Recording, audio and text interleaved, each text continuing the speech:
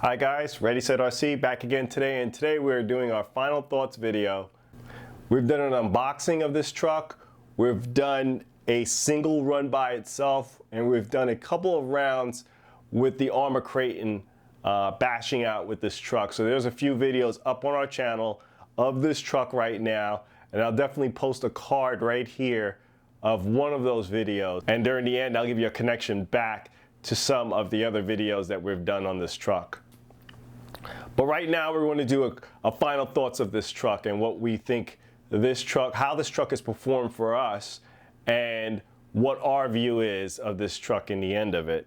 So in typical fashion, we're going to be going through the electronics, doing the drivetrain, handling and suspension, durability, workability, support, is it worth it, and would I buy it again? So first off, let's start off with electronics. This is the section where some of it is directed towards the E-Revo 2.0 and some of it is directed towards just Traxxas in general. So for the controller, typical TQI controller, works well, works just as expected. I had no issues with the TQI controller in general. Thought it was perfect. As for the receiver, which also goes back to the controller, no issues, no cutouts, nothing else, nothing whatsoever in regards to the receiver on here. Going on to the ESC, no overheating with the ESC. ESC performed very well with this vehicle. As for the motor, once again, no issues, enough power, and that also goes for the ESC too. Enough power exerted out for this truck. I only drive this truck on 6S. I just think it's way too much weight to really push this on 4S. Perfect on 6S with the amount of power that you're getting out of this. I think it works perfectly well. As for the servo, I know a lot of guys, out there, they complain about the servos on this truck. I didn't have any problems with mine. I'll be honest with you guys. I'll be upfront with you guys. I did not have any problems with my servos. Yes, it is a lot of weight in the front here with those servos. And that's probably another thing that I'm going to touch on as we go through these final thoughts, that it is a lot of weight. It's a lot of weight with these tires. I definitely find that with the servo, it may be a little underwhelming in regards to power, but I didn't have a issue with them either burning out or browning out on me. They actually performed well, did not have an issue on that. If anything, I would say is that it is a lot of weight up here in the front for those servos that are currently installed.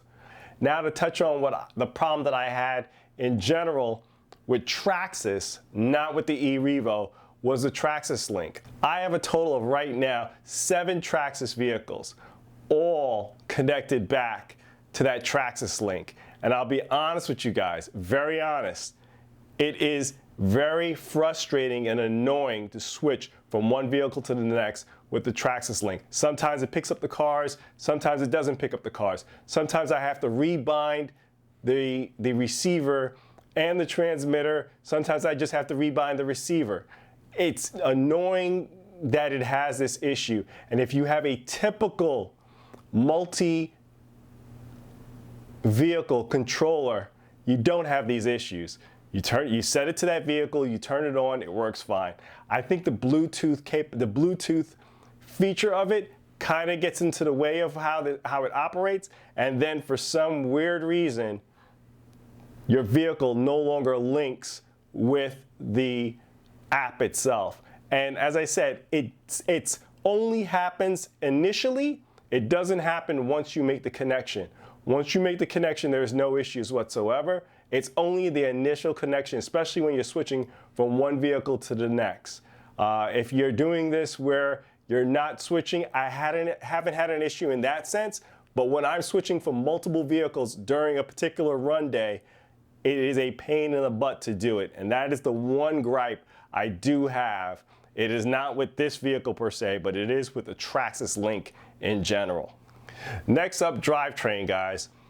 No issues with the drivetrain. I had no issues with the rear drive shafts, front drive shafts, center drive shaft, differentials in the front, differentials in the rear. No issues whatsoever. They did not break on me. As you guys can see in my videos, I do not tend to throttle on landings, so I don't really run into those issues as much people. I don't try to really kill it in regards to backflips. I think there's a lot of body and weight to be doing that. Is it capable of doing? Yes, but from my driving style, and since I don't have that area to really get those high jumps like that, I normally don't typically do backflips with this vehicle.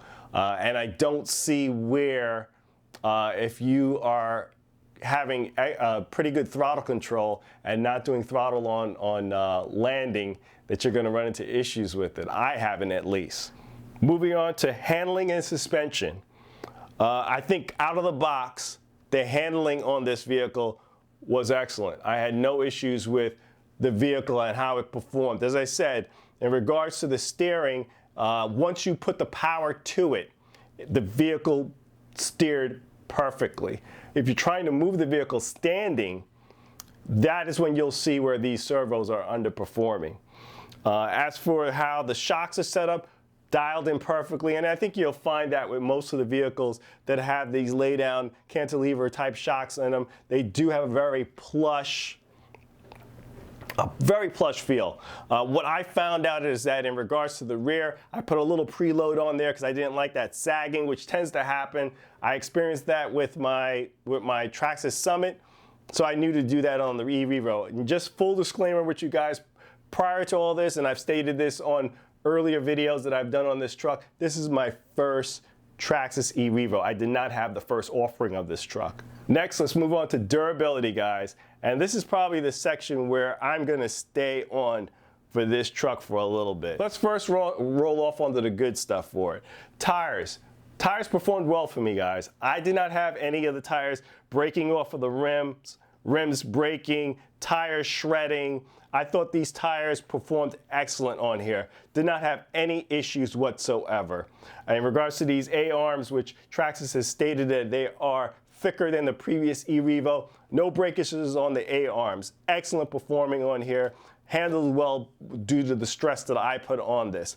As for the body, handled pretty well. The durability was pretty well. I think I may have rubbed out a couple of sections up here in the front. My screw holes are still intact, and I have a slight indentation here in the rear of the truck. So there is a slight indentation here, but for the most part, this body has held up well for me, guys. No real issues I have had with this body. As I said before, the drivetrain on this, well, no breakages of any drive shafts whatsoever. Shocks, no leaky fluid. Shocks performed well on here. No cracked chassis. Nothing whatsoever in that sense I had problems with. The problems that I had with this vehicle, and I think I've stated that on a couple of my run videos, primarily on the first run of this truck and round number 1 and also round number 3 of this truck, I've had some breakages. And those breakages was mainly, I've since fixed that, but so you guys can see, mainly my breakages have been up here on the push rods. Not the push rods themselves, but the rod ends. The rod ends on them have broken on this for me more than a couple times, because now I could probably say it's been 2 times on the left rear and 1 time on the right rear. Push rods are just breaking on me. And I've just come down to the conclusion there's just a fundamental issue in regards to breaking those rear rod ends. It's just something that I got to try to figure out how that's happening and then address it going forward. But it is definitely a fundamental issue in regards to rod ends just constantly unthreading from themselves. The other thing that I noticed that I had a problem with on this truck, and this is while I was cleaning it up, is that one of the hinge pins in the front gone. Don't know how that happened, don't know when that happened. Couldn't tell you if that was on the first run, second run, third run, fourth run. Couldn't tell you when it actually happened. But I am missing a hinge pin in the front. I've recently just received the hinge pin, so I'll be doing that repair on there as well. As I said, in regards to the rear, I have some plans on what I'm going to do in regards to the rear of this truck, and I'm already putting those into action in getting that fixed up and getting that addressed. But definitely, those are the issues that I had with it. I also have a wheelie bar that I installed on this. I installed it on this truck immediately as I got it. The wheelie bar has performed perfectly well on this truck. Have no issues with the wheelie bar, as I can tell you guys right now. It was a necessity to put that wheelie bar on this truck. I thought it performed excellent with this. And you know what? The only thing that would happen from time to time with the wheelie bar is it would pop off, but it would simply just clip back in, no issues whatsoever. So I would definitely recommend putting the wheelie bar on this truck as well. As for workability, I'm going through that now, guys. As I said, I have not owned an E-Revo before, but I have owned a Traxxas Summit. Haven't really done much work on my Traxxas Summit because my Traxxas Summit is a beast, holds up very well. Could quite honestly tell you that I've not broken a part ever on the Traxxas Summit before. So I can't really speak on workability on it as of right now, but from what I've done to it and when I installed the wheelie bar and tore down the front in regards to getting to the hinge pins, wasn't that difficult to do so. I know in working with my mini E-Revo, even though it is just a mini version of the truck, that's a little bit more involved. And I'll be honest with you, that if this is anything like that, and I think it is, it takes a little additional time. It's not hard to work on, meaning it's not a difficult task, but it takes you a little bit longer to work on that vehicle. And if this is anything like that, I'll have to say that this is going to take some time to work on if that's the case. Support. In regards to this vehicle per se, I have not had any issues or any reason to reach out to Traxxas for support or really work with my local hobby shops in regards to part support. But I will say it's Traxxas, it's an E-Revo. A lot of the parts on the 1.0 still do work on the 2.0. I think there has been some back order on particular items on this truck, but for the most part, a lot of the parts on the 1.0 are going to work on this. And I say that from experience. I have bought the wheelie bar, which is exactly from the 1.0. Worked perfectly with the 2.0. I have a chassis brace that I plan on installing on the rear. That's one of the things that I say that I'm going to use to address some of the flex that's from the 1.0, and it works well with the 2.0. Like you have the lower and upper support arms. Those are specific to this truck, and that's because, well, those are the enhancements that they've done to this truck. But there are a lot of parts in the 1.0 that can get you by on the 2.0. Just knowing Traxxas and how the part support is from Traxxas on a whole, I don't foresee that being an issue with the Traxxas E-Revo 2.0. I think once everything starts to really ramp up with this truck, parts will be readily available, and that won't be an issue in getting parts for this truck. Is it worth it? I think if I can remember correctly, when I purchased this truck, somewhere in the ballpark of $550. I'm trying to remember because I bought this truck from my local hobby shop, so it was a little bit less than what you would get online, but I think it was somewhere in that ballpark of $550, $530. Somewhere in that ballpark is what the truck was selling for when I purchased it. Is it a deal at that price point?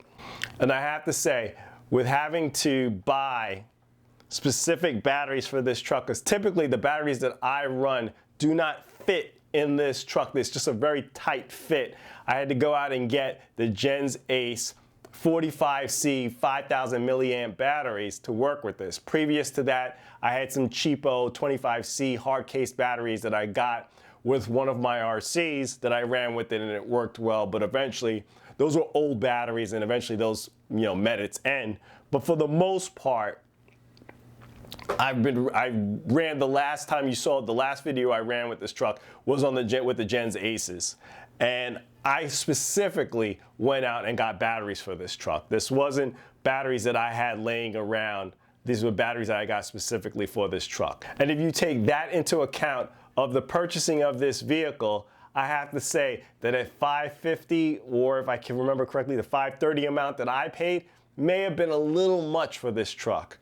I think with taking that into account, the purchasing of batteries for this truck, and you have to do that with most trucks, but I'll have to say this: if you're a guy like me and you have the amount of RCs that I have, and you have a truck where it can't utilize one of the current batteries that you have, then that's a problem. If you have to buy batteries specific to the RC, I think that's a problem. And if you're gonna have to do that, you have to factor that into the cost of it. Yes, I know all RCs require batteries, but if you have 10, 20, 30 RCs, I'm pretty sure you have a pack that's gonna work with one of those RCs. To find that you have to buy batteries that are specifically gonna work with this truck is an issue for me. I will have to say that it is an issue for me. And because of that, that's where I run into the problem that the cost of this at that $550 mark, even at the $530 mark, is a little much for this truck. As I said, I have a Traxxas Summit, but my Traxxas Summit I run on 4S. Any 4S pack works in that. Any two 2S packs work in that. They're very slim, they work with it. Running this on 4S is not enough power. You have a more powerful system in this truck. It is better to run this on 6S. And to run a thicker pack on 6S with this truck, not too many batteries out there are gonna work. I'd like to see this drop to $499. That's the perfect price point for this truck. Knowing some of the issues that you'll have with it, I think you can work on them. And that's with any RC. You can work with the issues that are having on here. Even though I feel that the back end of this truck is a chronic issue, I still feel it's workable. And that's why I'm willing to still put the time in and put some work in on this truck.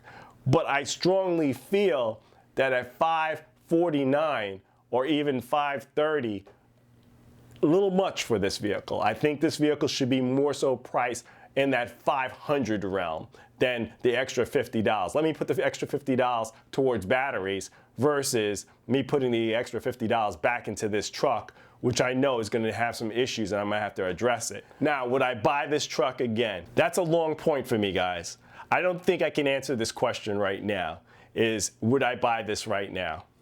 I'm still going through the issues that I'm having on with the back end. Knowing if all the issues that I'm having with it, mainly that back end issue, not so much the Traxxas link part, because as I said, that's not to this truck, that's more so a Traxxas issue. I have to say, I put caution on this truck. I would put caution. I'm still willing to work through some of the issues that I'm having with it and see if that can be corrected. I will do another video before the end of the year, basically talking about how this truck has performed by that point. And I will come back to this same question, is would I buy this again? So that's it, guys. Please like, comment, and subscribe. Check us out on Instagram for our latest post to our channel. This is Ready Set RC, signing out. Thanks again, guys.